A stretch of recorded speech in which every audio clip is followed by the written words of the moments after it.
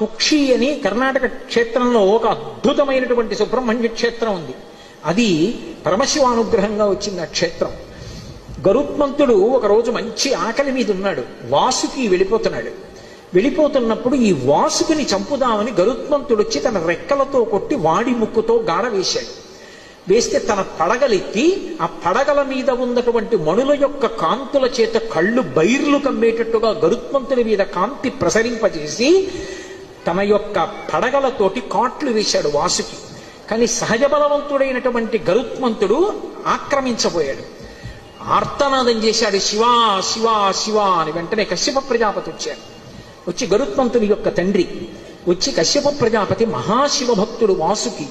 అటువంటి వాసుకిని చెనకుతున్నావు శివా అని పిలుస్తున్నాడు.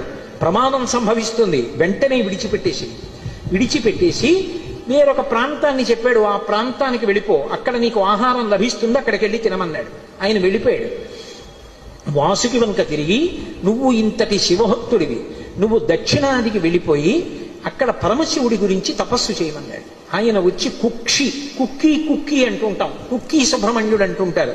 అసలు పేరు కుక్షి అంటే గుహ. ఒక గుహలో కూర్చుని తపస్సు చేశాడు. తపస్సు చేస్తే పరమశివుడు ప్రత్యక్షమయ్యాడు.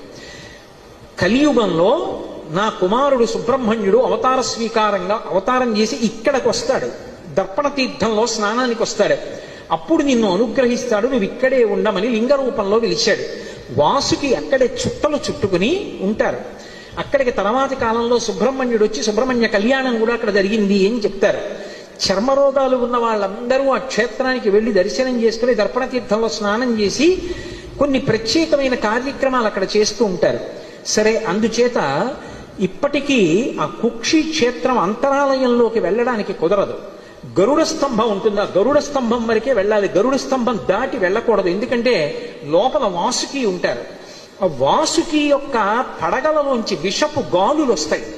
ఆ విషపు గాలి తగిలితే తేజోక్షయం అయిపోతుంది, ప్రాణములు కడంటిపోతాయి. అందుకని ఎవరిని అంతరాలయంలోకి వెళ్ళనివ్వరు.